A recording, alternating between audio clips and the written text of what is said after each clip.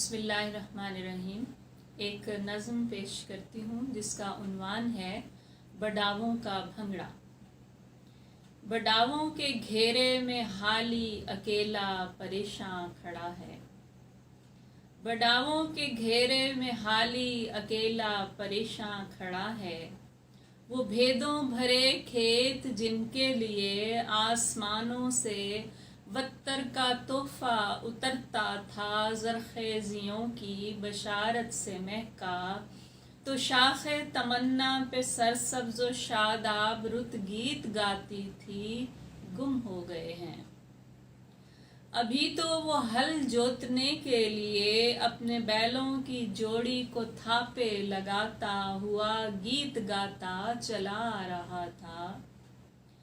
ابھی تو وہ ہل جوتنے کے لیے اپنے بیلوں کی جوڑی کو تھاپے لگاتا ہوا گیت گاتا چلا آ رہا تھا۔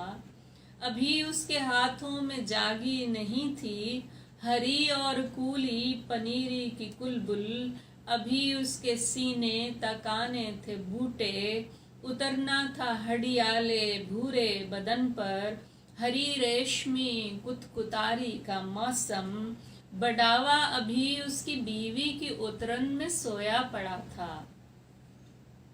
دھندلکے میں ڈوبے درختوں کا منظر ذرا سا کھلا اور سنبھلائے ہونٹوں پہ بولی کی تانیں چھناکے سے ٹوٹیں۔ عجیب ایک منظر بصارت پہ اترا کہ وتر بھرے کھیت جن کے لیے بانگ ملتے ہی ستی سویرے وہ ادھ رڑکا پی کر چلا تھا، بڈاووں کی بستی میں بدلے ہوئے ہیں۔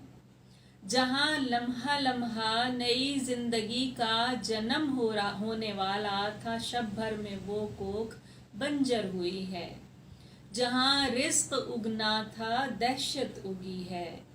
جہاں بوند پڑتی تو ایک دانے سے پھوٹتی 7 بالیں، ہر ایک بال میں 100 دانے نگاہوں کو سیراب کرتے، وہاں بھوک عفریت بن کر کھڑی ہے۔